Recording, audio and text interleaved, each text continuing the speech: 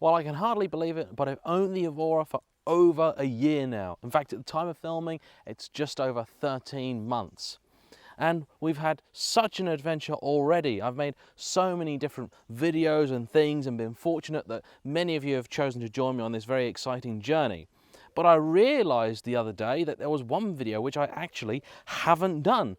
I've spent the last 2 or 3 weeks reviewing every single Lotus car that I can get my hands on, and the one that I actually haven't done a proper review of is the one that I own. So here for you is my 3,000 subscriber special. It is my 1-year ownership summary and review of the Lotus Evora 400.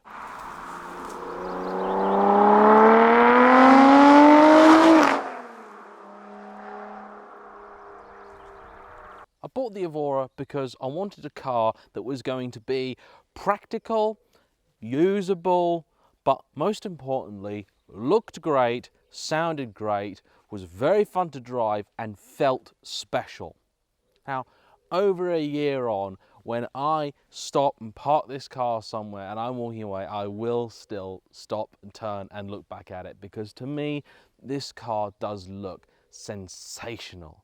I think it's so special, and I still get a real kick out of driving it through town. And you get people of all ages will stop and stare and look and point and say things, and it's great. I really love it. Now, a lot of people don't like that kind of attention, and I have picked a very, very bright color for the car, but I wouldn't have it any other way. To me, this really makes it such a more special ownership proposition than any of the cars that I've had in the past, and certainly more so than basically any Porsche I've ever driven, certainly any 911. Which is not to say that it's been a trouble-free ownership experience. Far from it. Lotus, of course, are well known for their reputation of reliability, and this car unfortunately hasn't proved to be as reliable as I'd hoped that it might. What's really annoying is that a lot of the issues that I've had have been silly things. This car has never stranded me on the side of the road. It's never failed to complete a journey, and I would never ever worry about it doing so. But when your car is off the road for a week or more, let's face it, it doesn't really matter whether it's off the road to fix a minor problem or a major one. If your car is out of your hands, it's out of your hands. Now, many of the issues I've had will have been detailed in my earlier videos, but if you haven't seen those, here's a short list of some of the issues that I've had. I had to get my gear lever replaced after it stopped centering itself. I had to have my tailgate repositioned twice and repainted because it hadn't been put on properly. I had to get my seal on the passenger side door replaced because it hadn't been put on properly. I had to have my seats removed, replaced and redone about 5 times before we eventually realized that there was going to be no solution, so we all agreed to get a completely new set of seats, which you'll have seen in a different video, and they have cured my problem and created a much better car. I had to have my entire HVAC system replaced because there was an issue with that. The headlight washer on the driver's side didn't work. I had to have the roof repainted because there was a paint imperfection there from the original painting process. I had the stereo head unit replaced because it wasn't working properly. I had a suspension arm replaced because there was movement detected in it when there should have been none. I've had the geometry on the car checked and adjusted twice because the car was not properly set up from factory. The steering wheel was misaligned. And I had to have the sump refitted because it was weeping oil. Most of these issues occurred within the first 6 months of ownership though, and basically all of them have been resolved. It seems I have been quite unlucky with this car because most of the Evora owners that I know have had very, very few problems with their cars. I have taken the opportunity during my ownership to try and personalise this car and make it a little bit more me. A few of those alterations include a few little yellow accents on the inside, inspired by what they do in the Sport 410, and a complete upgrade of the sound system, so it now has a decent stereo in it, which I believe it should have done from the factory. And I'll be doing a video on that upgrade soon, so if you want to do the same to your car, you can. Like any Lotus though, the Evora is really defined by the driving experience.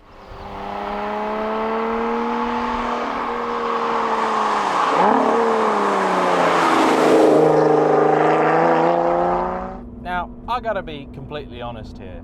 There are faster cars than this out there. There are faster cars for the money as well. In terms of sheer cross-country pace or straight line ability, something like a 911 Turbo or a Nissan GTR is going to be faster than this. There is absolutely no point in pretending otherwise. And I knew that when I bought this car. I did want a car that was very fast, but in the end, outright speed, I found, wasn't the thing that was most important to me.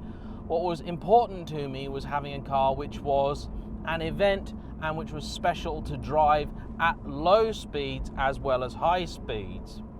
I personally discounted the 911 because I'd had a couple of 911s before, and for the sort of money that I had, I didn't really feel that I'd be buying a car that felt significantly different to what I'd already had before. I wanted something quite different. You know, I wanted something that stood out from the crowd, and of course felt great even when you're just poodling along at low speeds like we're doing about 30 miles an hour now. And to me, the Lotus does that.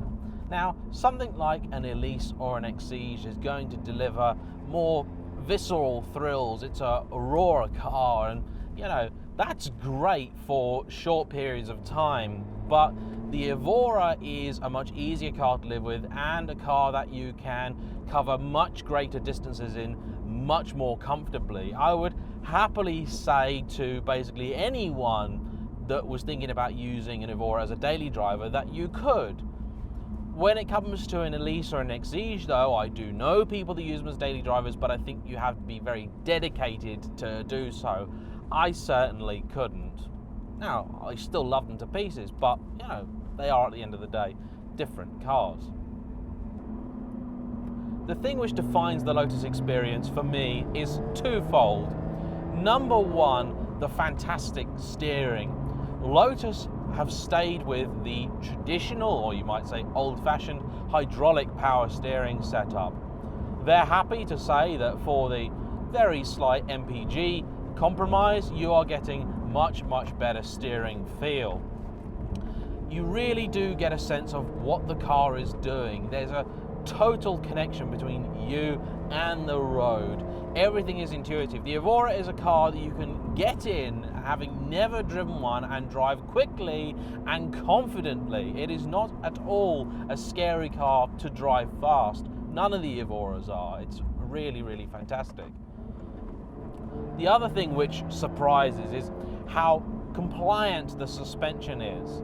Now, in the 400, the suspension is considerably stiffer and less plush than in the early cars, particularly the naturally aspirated Evora, but the trade-off is that on track it is a much faster car, and I think when you're really pushing on, the car holds together. The car's ability to cross uneven and lumpy ground at ridiculous pace is just magical, and it's not a difficult car to do that in. I've had cars in the past where you can go quick across bad surfaces, but you've got to be committed and you are holding on because you're basically being thrown between the different crests in the road. It feels like you're a skipping stone. With this though, nothing like that. It's just complete confidence. You really feel that the tyres are connected to the road at all times. The magic that Roger Becker and his team, and later with the 400 Gavin Kershaw, have managed to pull off with the Evora is to craft a car which is both easy to drive fast and with great confidence, but also very rewarding to do so. It's very simple to make a car that will cover ground quickly, and most modern super saloons will go across country at paces that are unimaginable. But they feel disconnected when you're doing that. You feel almost like a passenger in a plane. Yes, you're going very fast, but you're not part of proceedings. With this car, you feel completely involved in everything that the car does. And it doesn't feel like the car is making up for you as a driver. This definitely is a car that rewards good driving, but it doesn't necessarily punish poor driving either. It really dances a fine line. I think really the way they've done it is just by experience and basically knowing exactly what they're doing when they're setting a sporty car up. Now, what would I change with the car? Well, I'm always on the fence as to whether I'd like more power or not. 400 horsepower used to be an awful lot, but nowadays it doesn't sound like that much. You know, the new Mercedes A45 is going to be 400 horsepower. So realistically, I would like this car to have a bit more power and definitely a bit more torque. And considering it's a supercharged unit, it isn't that torquey. You know, it's less torque than the Porsche Cayman GT4, which is a 3.8 litre naturally aspirated unit. Yes, this car gives more torque low down, but I would like just a bit more punch. I think the reason the car doesn't have it is twofold. Number one, it's difficult to get past emissions with a highly tuned engine, and number two, the gearbox that they're using does have its limits.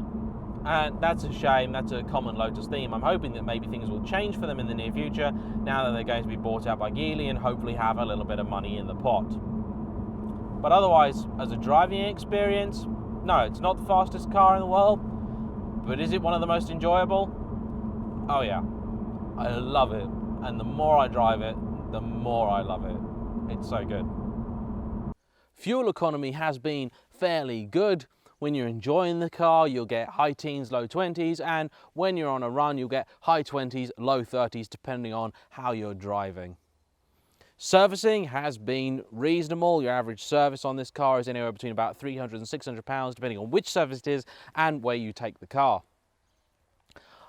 I would recommend one of these to anyone that thinks they want something a bit like a 911, but totally different. I've discussed in many videos what I think this car's rivals or not are, and I don't really need to repeat that here. Suffice it to say, if you like the look of this and you fancy one, please get out there and drive one. It is a brilliant car, and a year later I'm possibly more in love with it than when I got it, because we've now fixed all those little issues that I had. So there we are, the Evora 400. I want to say a real huge thank you to my 3,000 existing subscribers and to all you guys watching who haven't subscribed already. If you haven't, please do click the little button down here. I hope you'll continue to join me for my adventures. We are going to keep doing stuff with this car. We've got a lot more things planned for it, and yeah, I love it. Thanks for watching. Bye-bye.